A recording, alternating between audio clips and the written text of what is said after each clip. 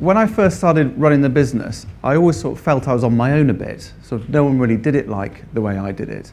So it's really nice to be in a room amongst fellow people who I think get it and run your organisations and think like we do. So maybe at the end of my talk you'll agree or disagree, but I feel very much I'm amongst friends here. So what I'm going to do is just talk about how I run the business and specifically how we do the people bit. And our business, I like to think, is quite unusual. We serve 400,000 customers a week. I work with 3,500 wonderful colleagues, and our business is so dependent on people that if we have a superstar working in a shop one week and replace them with someone who is probably one of our least able colleagues, our turnover will drop 50 to 70%. So our whole business is focused on how we find wonderful people. But it all started very, very differently. Long before any of us were around, 1865, my great-great-grandfather was sent from his little farming village near Northampton to go to Manchester, where some of his family had just gone to go and get a job, because in those days, the only jobs you could find were in the industrial cities, especially in the north. And he was put on the train in Kettering, and because he'd never been on a train, when he got to Birmingham, he got on the wrong connection and ended up in Sheffield. Spent the night sleeping on the platform in Sheffield, and a very nice man in the morning saw he was sort of, had no idea what he was doing, this young 14-year-old lad, and gave him some money to get to Manchester. So there he started selling shoelaces on a bicycle in Salford. Obviously sold quite a few shoelaces, opened up a shoe shop, and then the whole sort of thing started to happen. In 1903, he opened up a shoe repair shop. And ever since he started running the business, there's always been an ethos of looking after people who otherwise wouldn't necessarily get the help. So, and fortunately, we managed to remain a family business, although certain times we weren't. But I feel very strongly that we have benefited from that ethos of helping people on their uppers as such.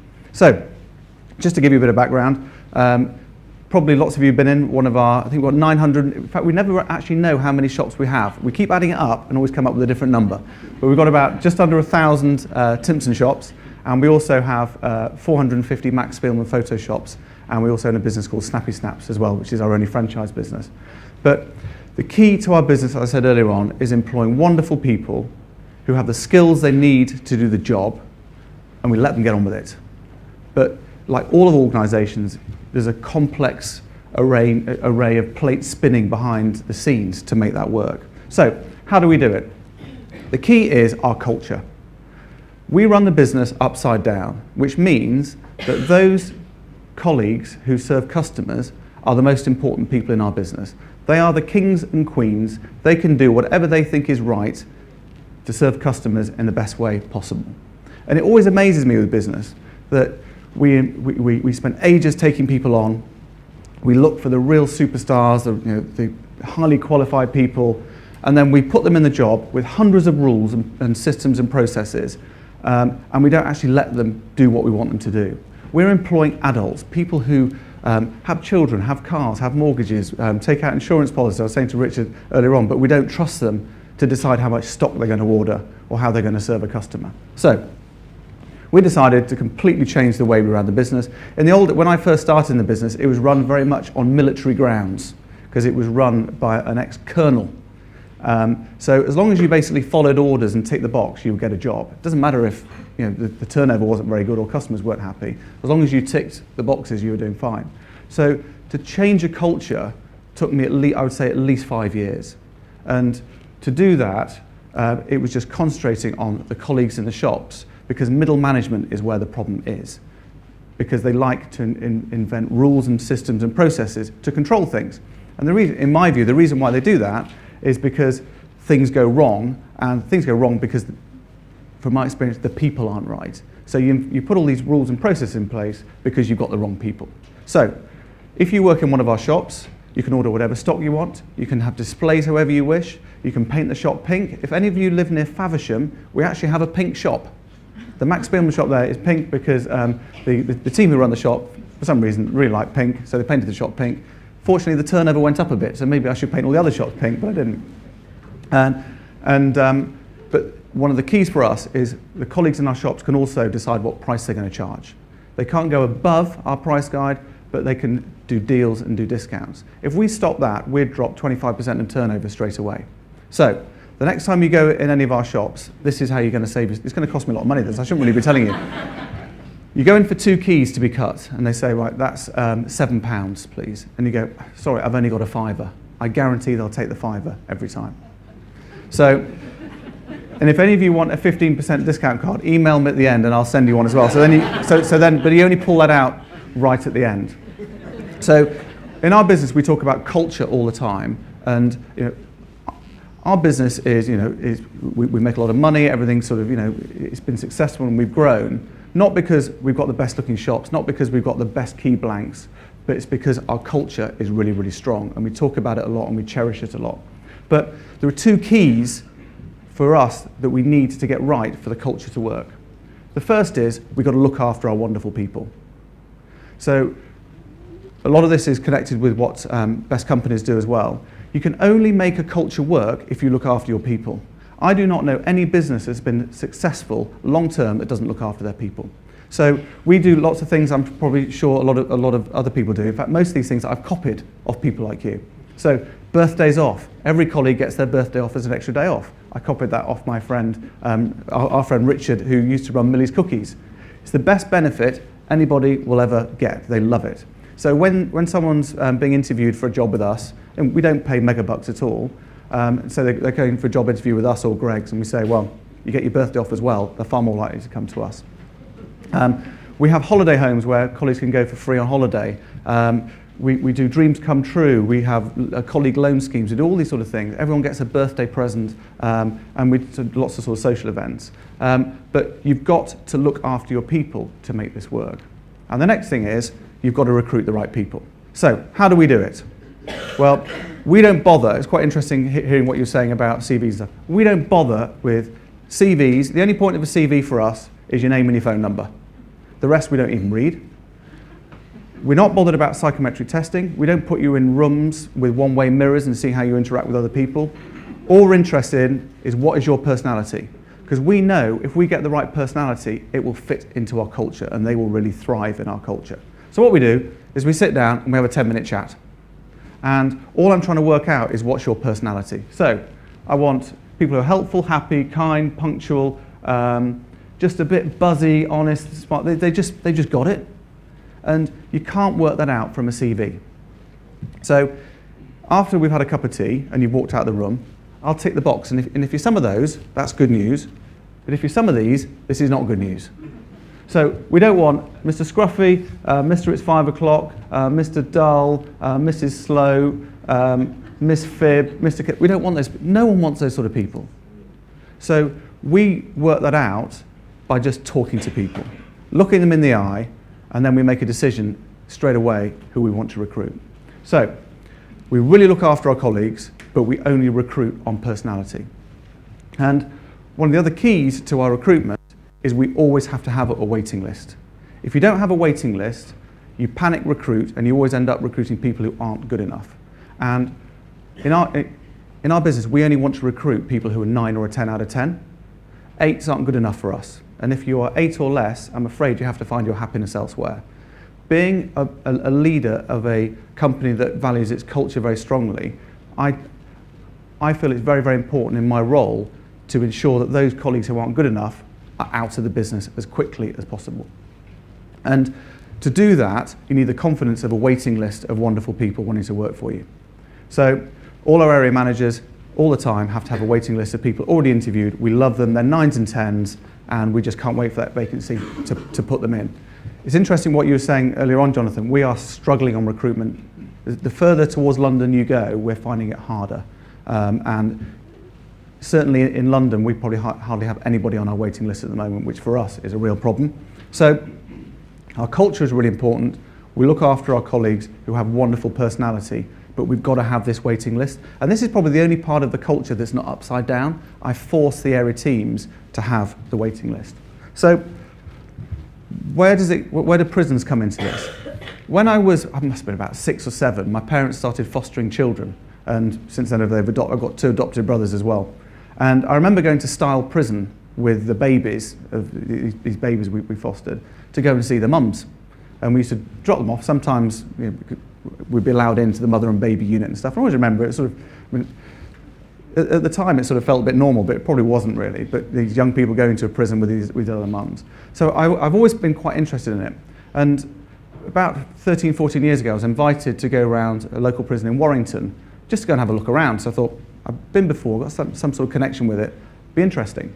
And then I always remembered that when I used to run our shops in London, this was just after I left university, we had 2 or 3 colleagues who were brilliant, apart from when they were drinking, and then they used to go and get banged up. And I used to go, I think I've been to about 4 or 5 police stations and also Reading Prison to go and collect my cobbler colleagues to bring them back to work because they're great at serving customers and putting money in the till. So I sort of got an affinity towards it. And I walked round and it became pretty clear to me that there were some superstars here, people who had the right personality for me. And they were finding it very, very difficult to get work. And I came across this guy, Matt. 19 years old he was then. Never been in trouble with the police before. If any of you live near Warrington and have been to Mr. Smith's nightclub, you will know, yeah, Mr. Smith's nightclub in Warrington. A guy had pinched his girlfriend's bum. He hit this guy. He got 3 years. Whole life ruined. He had an apprenticeship all lined up. Everything was a disaster. So I really liked his personality. I said, listen, when you're out, here's my business card. Give me a ring. When he was out, his mum phoned me, not Matt. And we started him ironically in our shop in Warrington, just around the corner from the prison. And he's still there. It was absolutely fantastic. So I thought, right, I'm going to get some more Matts. He's good. He takes money. He gets it. And colleagues like working with him. So then, I didn't tell anybody in the business at the time I was doing this. So I went into a few more prisons, and I managed to find some fantastic people. I also managed to make some huge mistakes. I took on people who I ended up paying off their drug dealers, some weird and wonderful people. Also, my mother-in-law ended up looking after a colleague's dog for 3 months. And then he ended up nicking all my money from Brent Cross, our shop in Brent Cross, and we never saw him again. So we ended up with the dog. But over time, I said, right, I'm going to get to 20. I'm going to employ 20. We don't call them ex-offenders in our business, we call them foundation colleagues. And then I'm going to tell everybody in the business. So I learned how to do it. I didn't go for young offenders. I found them really it was too challenging for us. I went for people who'd probably been in prison 2 or 3 times, had some sort of solid relationship, whether it was parents, girlfriend, boyfriend, often had kids, and just wanted to do normal. They were fed up with the chaos that they were living in, and they just wanted a normal job, and that's what I offered, a normal job. So I got to 20, and I got all my area managers and all my area teams together, and I told them what I'd been doing. And I was expecting sort of, oh no, this is another mad James scheme. But the reaction was very, very different, which was, that's fantastic. Lots of people came up to me quietly over the next few days. I'm pleased you told me that, because when I was younger, I had one of my senior colleagues threw a supermarket trolley in a canal and got a criminal conviction for it. And it's very much baggage that people carry around for the rest of their lives. Even if that conviction is spent, they always worry that they're going to get found out. They're going to worry that it's going to affect their employment. So I said, let's go for it. So we started going in loads and loads of prisons, and then the press got hold of it. The worst headline we had was, "Killer Cobbler Cuts Keys." Now, for any of you in the communication business, that's pretty bad, isn't it? It doesn't get any worse than that. So then I worked out the way to get over this problem was just to tell everybody what we did. And we're sort of pretty, I like to think we keep ourselves to ourselves. But we decided to tell everybody, and ever since then, I've never ever had a bad piece of press about us, about the work that we do in employing ex-offenders. And for lots of companies, that is a real concern about what are our customers going to think, what are our colleagues going to think. And my suggestion to you is just be open and honest about it, and it's actually a real strength. So after we recruited Matt, I decided that I might as well really go for it. So we opened up a training academy in Liverpool Prison. So I said, right, we're going to teach everyone to repair shoes, repair watches, engrave. We opened it up as a shop. Everyone wore Timpson uniform, the tie and the badge and so on. The one thing we weren't allowed to do was to cut keys, because this was in a Category B prison. But the one thing we learnt from this is the best way to recruit people from prison is actually interview them when they're still in. For every day that they have that they've left prison before they go into a job is a real problem. So if someone leaves prison today, they start working for us tomorrow. And a lot of the time we will go and put a rent deposit down on a flat, I mean, people leave prison with 47 quid and a plastic bag with their possessions in. So we buy things like toothbrush, deodorant, things that we all expect to have. But we need to make sure that they don't have the excuses that this is going to be another failure in their life. We want it to work. So we opened one in Liverpool, and then we opened one in Blantyre House down in Kent, where we could cut keys, because this was an open prison. So, and in this one as well, we had men and women learning all of our skills. And then more recently, we opened one in Newhall Prison, which is a women's prison in just outside Wakefield. And we're opening another, this is our Max Spielman business, we're opening another one in Bronzefield Prison just near Heathrow in a few weeks' time. And the great opportunity for us is we can train them on the skills so they have the confidence. And what also happens is they go out on day release to work in our shops. So here is a random statistic for you. Today, we have 9 shops being managed by colleagues who spent last night in prison. So they woke up this morning, normally had a packed breakfast because the breakfast isn't ready in time. They either got in their own car or bus or a taxi, got to work. We give them all the keys and everything. So they open the door, they run the shop all day, they order stock, they serve customers, they do the banking, and then they lock the door at night and go back to prison. So that when they're released, it's just already part of what they do. They got the confidence, they got the skills, and we really like them. And they're earning good money. They're earning really good commission. And interestingly, after my presentation today, I'm going to meet one of my area managers, one of my Max Spielman area managers in North London, who we recruited from Newhall Prison. So she was, I think she did 18 months for fraud. She joined us here, she thrived in the training academy, and we took her on. She's quickly risen through the ranks, so she's now looking after 80 colleagues and probably a £6-7 million business. And so it goes to show we're not just looking at colleagues to work on the shop floor or to work in your catering teams or in your cleaning teams. We are looking for people who are potentially able to run parts of your business. You'd be amazed how many wonderful people there are in prison.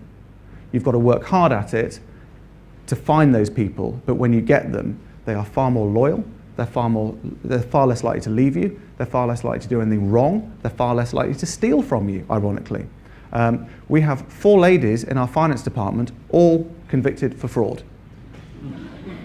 If you speak to Helen, who runs our finance department, she says they are some of the 4 best colleagues we have. So it's not just ex-offenders we recruit, we're also spending a lot of time now on recruiting ex-military. Often a lot of prisons a large number of people in prisons have actually been in the forces as well. So we've actually done the double. Colchester Military Correction Centre is a place where it's about 300 men in there. We have some of the best recruits we've ever recruited come from a military prison. So we sort of get both. So I would say some of the military colleagues we recruited make some good number 2s.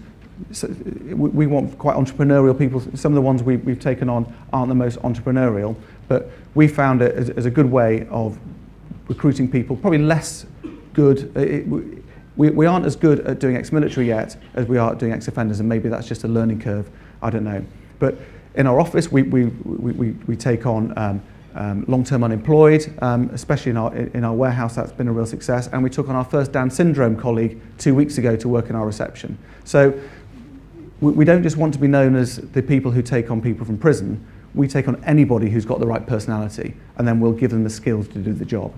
But it wouldn't work by just me doing it on my own, going around all the prisons doing the recruiting. Although, ironically, I was doing some MOJ work at Hatfield Prison on Monday, which is near Doncaster, and 2 of the guys I was talking to who was doing some CV online practice, I recruited both of them when they were there, so I managed to slip my business card and I kept going. But for any of you who are involved in recruitment and want to go into this area in a big way, you need a Darren, or his predecessor was Dennis, so someone who is permanently doing this. I've come across too many examples where leaders in organisations say, yeah, James, we must be doing this, this is great.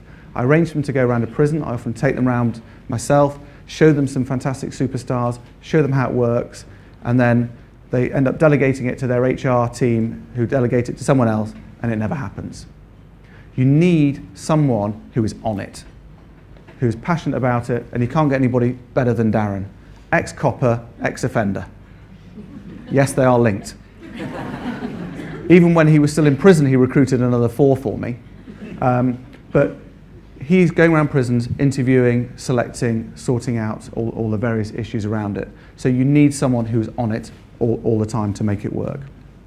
I'm also involved in the Employers Forum for Reducing Reoffending, and I know there are similar sort of government-supported organisations that concentrate on recruiting disabled people, long-term unemployed people, and so on. But if any of you are interested in recruiting anybody from prison, then this is a great way of getting stuck in. We've got people like Greggs, Marks and Spencer's, huge amounts of organisations. The recycling industry is very, very strong in recruiting ex-offenders as well.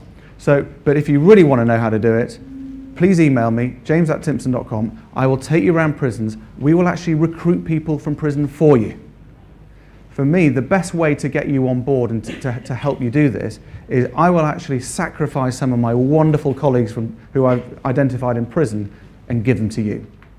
Because I'm so confident that they will make a really good go of it and be a successful colleague for you. And because you don't need 1, you don't need 2, from my experience, you need 5 to 10 to really make it work and to become something that is a permanent fixture in your organisation.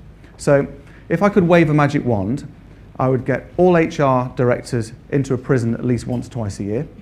And I think I've mentioned this to Pretty before, I would introduce some sort of new law or however it works, that any business that employs over 250 colleagues needs to recruit 1 or 2% from disadvantaged backgrounds, whether it's ex-offender, ex-military, long-term unemployed, disabled, or care leavers. I think we all have a responsibility to help those people get jobs, but actually what we're doing is helping our business, because I can put my hand on my heart and tell you that the reason why our business is successful is we have recruited great people, and a lot of those great people have come from places that no one else no one else will go to find them. So I'm actually at the moment, I think I'm having a bit of an easy ride, because I'm going to prisons because not many other people there, and I'm picking all the best. I want to go to a stage where it actually happened to me about 3 weeks ago. Greggs had gone into Drake Hall prison, nicked all the good people before we got there. And I want that to be all around the country, because these wonderful people deserve an opportunity, but also your company benefits an awful lot through employing these wonderful people. So I hope that's given you a feeling of how our mad Timpson world works, how culture is so important to the way we do things, and how we just look for people who have personality. And if any of you go into any of our shops and want to have a haggle, you should be able to get a third off. So set yourself a target of a third off. If you don't get that, you're not going hard enough. Jonathan, thank you very much. Thank you very much.